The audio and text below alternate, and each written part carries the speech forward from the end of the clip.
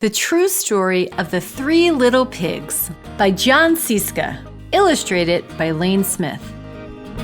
Stories with Stace. Everybody knows the story of the three little pigs, or at least they think they do. But I'll let you in on a little secret. Nobody knows the real story because nobody has ever heard my side of the story.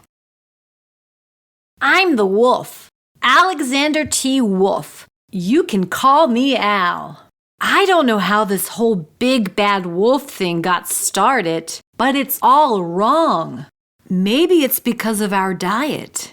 Hey, it's not my fault wolves eat cute little animals like bunnies and sheep and pigs. That's just the way we are. If cheeseburgers were cute, folks would probably think you were big and bad too. But like I was saying, the whole big bad wolf thing is all wrong. The real story is about a sneeze and a cup of sugar. This is the real story. Way back in Once Upon a Time, I was making a birthday cake for my dear old granny. I had a terrible sneezing cold. I ran out of sugar. So I walked down the street to ask my neighbor for a cup of sugar. Now, this neighbor was a pig, and he wasn't too bright either. He had built his whole house out of straw. Can you believe it? I mean, who in his right mind would build a house out of straw? So, of course, the minute I knocked on the door, it fell right in. I didn't want to just walk into someone else's house, so I called, "Little pig, are you in?" No answer. I was just about to go home without the cup of sugar for my dear old granny's birthday cake. That's when my nose started to itch. I felt a sneeze coming on. Well, I huffed and I snuffed. And I sneezed a great sneeze. And you know what? The whole darn straw house fell down. And right in the middle of the pile of straw was the first little pig, dead as a doornail. Oh no! He had been home the whole time. It seemed like such a shame to leave a perfectly good ham dinner lying there in the straw, so I ate it up. Think of it as a big cheeseburger just lying there. I was feeling a little better, but I still didn't have my cup of sugar, so I went to the next neighbor's house. This neighbor was the first little pig's brother. He was a little smarter, but not much. He had built his house of sticks.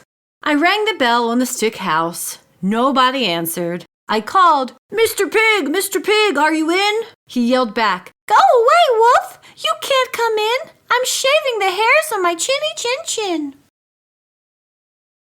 I had just grabbed the doorknob when I felt another sneeze coming on. I huffed and I snuffed and I tried to cover my mouth, but I sneezed a great sneeze.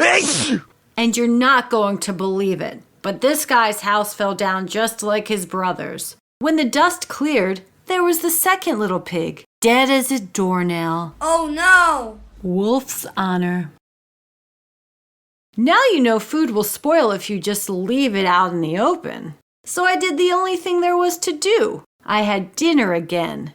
Think of it as a second helping. I was getting awfully full, but my cold was feeling a little better. And I still didn't have that cup of sugar for my dear old granny's birthday cake.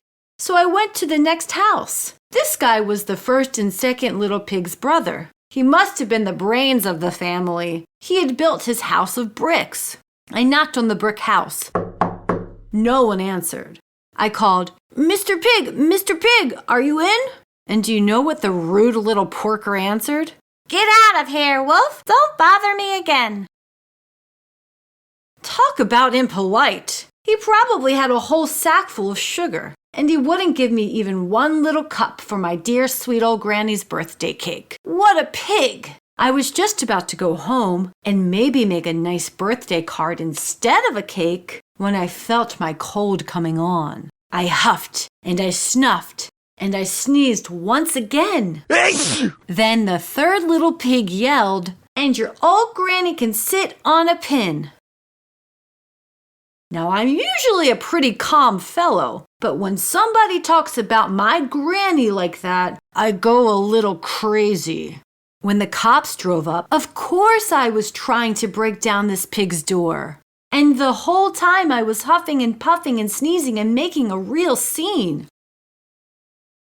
The rest, as they say, is history. The news reporters found out about the 2 pigs I had for dinner. They figured a sick guy going to borrow a cup of sugar didn't sound very exciting. So they jazzed up the story with all of that huff and puff and blow your house down. And they made me the big bad wolf. That's it, the real story. I was framed. But maybe you could loan me a cup of sugar. Like, share, and subscribe.